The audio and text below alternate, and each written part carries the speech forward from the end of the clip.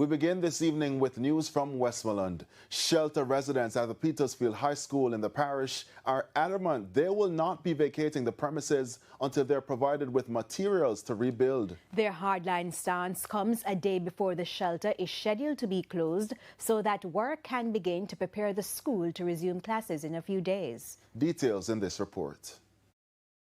It is a race against time for residents at the Petersfield High School shelter in Westmoreland. The shelter is scheduled to officially close on Wednesday so that preparations can commence for the reopening of school in January. Several alternatives were given by local government minister Desmond McKenzie to include a temporary site to house the residents. But when our news team visited the shelter this morning, it was business as usual. One man told TVJ News they are yet to get an update on what he described as empty promises. No farm of help forthcoming, and the promises that they said still elusive. We haven't seen anybody to represent us, to talk to us. We haven't seen the MP. We don't have a councillor here in Petersfield. They said that the mayor is responsible. We haven't seen him. We haven't seen the MP. We haven't seen anybody from Parliament come to say, okay, all right, we have previous conversation, do a follow-up.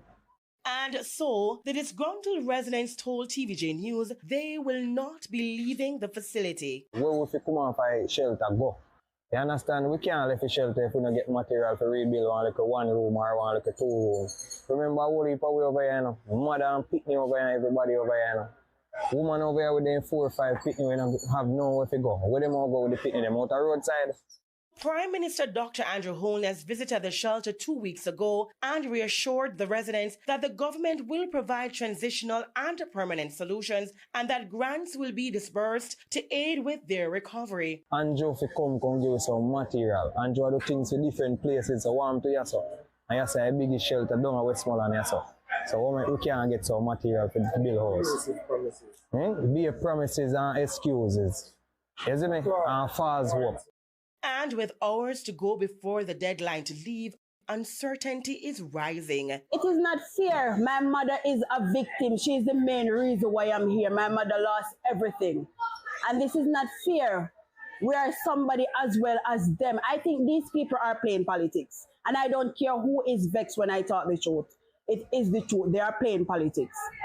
And people are suffering. People need help. Most of the people that are here, they are from the Pullet Lane community.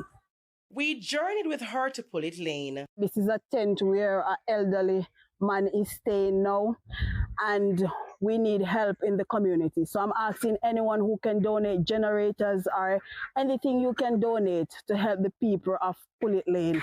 We'll be grateful. J. Anthony Clark is a shelter manager. I understand that they are a little bit concerned, and I'm not here to ask them to go. That's not my job. I'm here to stand with them, but tomorrow is the deadline, and I'll just have to see what happens after tomorrow. He said of the 186 residents who were initially staying at the shelter, only 86 persons are remaining, and that only 4 indicated they have nowhere else to go. Kimberly Petty for TVJ News.